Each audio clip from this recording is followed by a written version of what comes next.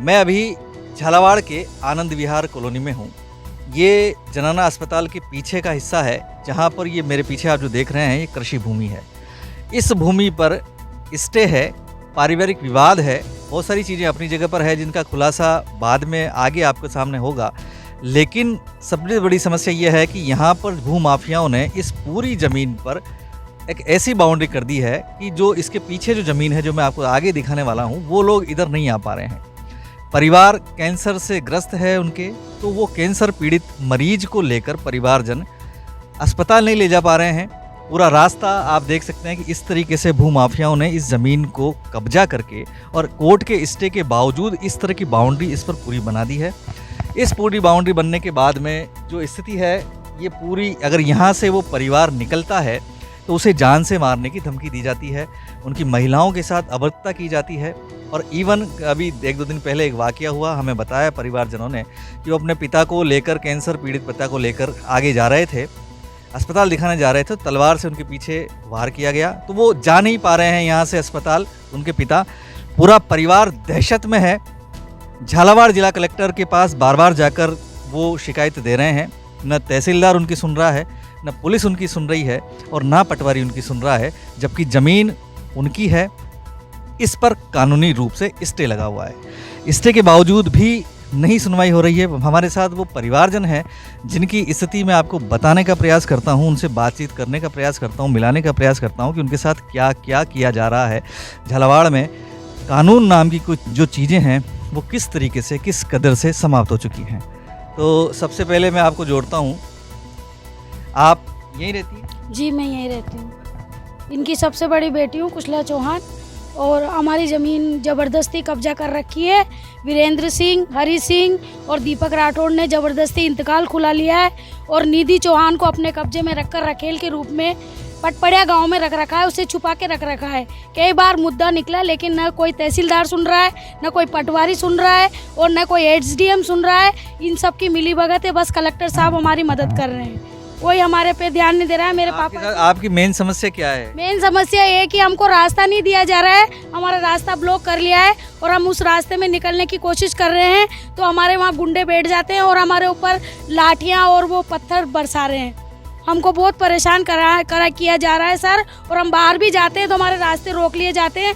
गुंडे हमारे आसपास इर्द गिर्द घूमते हैं। हमको न्याय दिया जाए और हम आत्म सुरक्षा का हमको सबसे पहले अधिकार दिया जाए सर। अच्छा, इसमें कोर्ट, माता जी आप भी यहीं रहते हो? आप कौन हो? मैं मम्मी हूँ। अच्छा, हाँ कैलाश। हाँ। आपको बता दो, हाँ। क्या परेशानी हो रही है आपको? मैं मेरा पति बसंती लाल, उसकी वाइफ हूँ, कैलाश भाई हूँ। मेरा दो पुत्र मार दिया इन्होंने, मेरी ज़मीन छीना ली। मेरे को बहुत दुख दे रहे हैं। रात में मारने आते हैं, काटने आते हैं। मेरा पैसा भी ले लिया इन्होंने।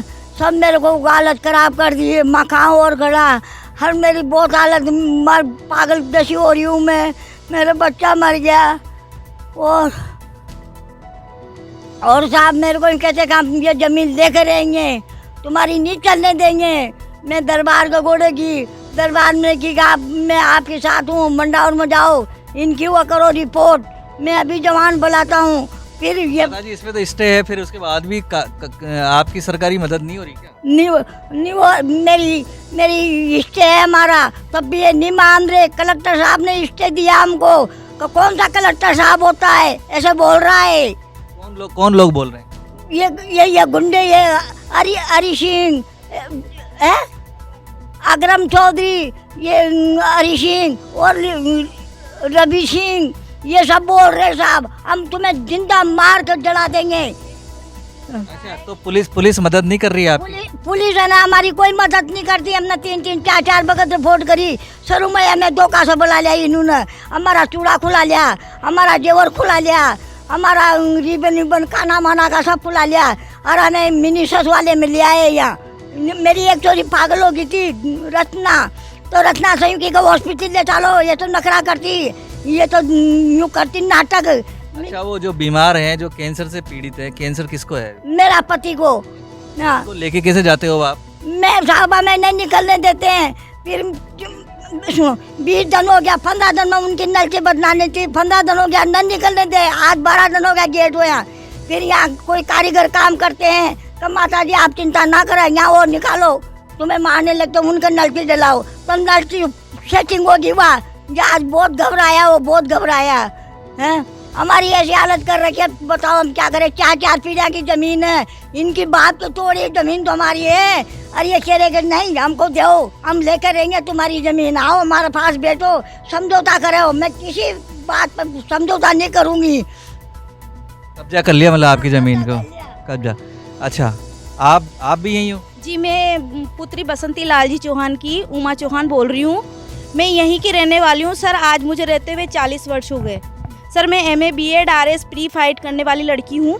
और मैं आपको ये बता दूँ कि हमारी ये जो ज़मीन है 3 बीघा ज़मीन, इस पर रविंद्र जादौन, हरी सिंह, मेरी भाभी निधि चौहान ने इन लोगों के साथ रह के, इन लोगों के साथ में गलत व्यवहार कर करके इनके साथ रह रही है और हमें बर्बाद करने की हमें दिन रात धमकियां मिल रही तो है। ये ज़मीन तो उन्होंने बेच दी, वो कह रहे हैं कि खरीद ली उन्होंने, ऐसा है क्या? सर, मेरे भाई के साथ इन्होंने 420 की। मेरे भाई को इन्होंने कोई पैसा नहीं दिया, थोड़ा बहुत पैसा दिया होगा, लेकिन उसने पैसा मांगने पर उसका एक्सीडेंट करवा दिया। इसमें इसकी पत्नी निधि चौहान भी शामिल है और उसके पिता राम सिंह, इसका भाई प्रवीण चौहान भी शामिल है सर।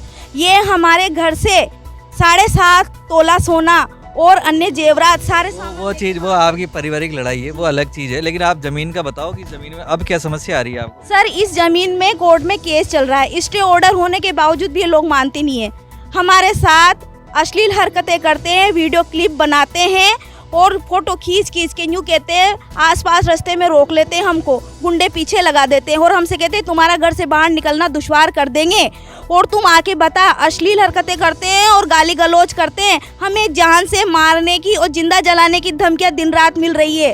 पुलिस थाने में इनकी कंप्लेन कराते हैं, फिर भी कोई कार्रवाई नहीं होती है। सर, मैंने कलेक्टर साहब को फ़ोन किया, उनकी एक फ़ोन पर उन्होंने अपना व्यक्ति भेजा।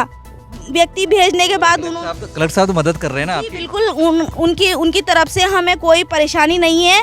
वही हमारी सब तरह से मदद कर रहे हैं। तहसीलदार, पुलिस, पटवारी, ये सब बिकाऊ व्यक्ति है। तहसीलदार, पटवारी, CI, ये सब व्यक्ति बिकाऊ हैं। ये सब पैसा ले लेके बैठे हुए हैं और अन्य पुलिस वाले लोगों पर। वो कैंसर पीड़ित कौन है जिनको आप बताएंगे? जी, मेरे वो पिताजी हैं, वो कैंसर के रोगी हैं। उनका नाम बसंती लाल चौहान है। जी हाँ, बिल्कुल, चलिए। और आप बताना चाहते हो कुछ? नहीं, ठीक है, आ जाओ, चालू ही रखना इसको। चालू है।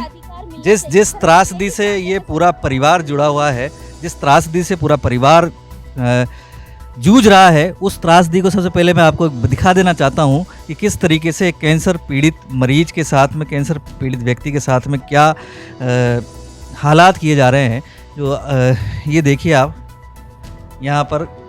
अच्छा, इन बाबा को कैंसर है? अच्छा, तो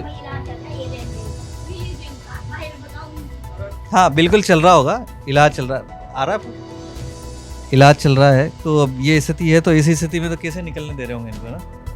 निकलने नहीं दे रहे तो दिक्कत हो रही है। चलो, हमारा टेंशन का और इनकी इलाज और सारे केस में खत्म हो जाता है। सर, हम लोग कहीं कमाने भी नहीं जा सकते ऐसी स्थिति में। केस के चक्रों में फंसे रहते हैं, दिन रात पिताजी की हालत और इनके लड़ाई झगड़ों में फंसे रहते हैं। अब आप बताओ, ढंग से ना तो हम पढ़ पाते हैं, ना ढंग से खा पाते हैं, ना रह पाते हैं। रात को भी गुंडे आके बैठ जाते हैं, दारू पी के शराब पीते रहते हैं आए दिन यहाँ। सर, हम चाहते हैं कि हमें हमारा अधिकार मिलना चाहिए और इन लोगों से हमें निजात दिलाएं आप। तो ये स्थिति थी, पूरा परिवार दहशत में है। मैंने आपको दिखाया कि किस तरीके से कैंसर पीड़ित पिता पलंग पर जूझ रहे हैं और उनकी बेटियां उनके लिए लड़ाई लड़ रही हैं। भूमाफिया इस जगह से उन्हें निकलने नहीं दे रहे हैं, अश्लील हरकतें उनके साथ कर रहे हैं। हर तरीके से न पुलिस का सहयोग है, न प्रशासन का सहयोग है। जिला कलेक्टर ने ज़रूर यहाँ पर स्टे दिया हुआ है, तो उनकी थोड़ी सी हिम्मत इस परिवार में है। लेकिन परिवार इतना दहशत में है कि जो लोग भूमाफिया हैं और आपराधिक तत्व, जो लोग भूमाफिया हैं और आपराधिक प्रवृत्ति के लोग हैं, जेल जा चुके लोग हैं, उन लोगों ने इनकी ज़मीन पर कब्जा किया हुआ है और ये पूरी तरीके से त्रस्त है और दुखी हैं। झालावाड़ जिला प्रशासन को चाहिए कि इन्हें प्रॉपर तरीके से इनकी सुनवाई की जाए और इनके साथ न्याय किया जाए। इंडिया वॉइस के लिए झालावाड़ से प्रणय विजय।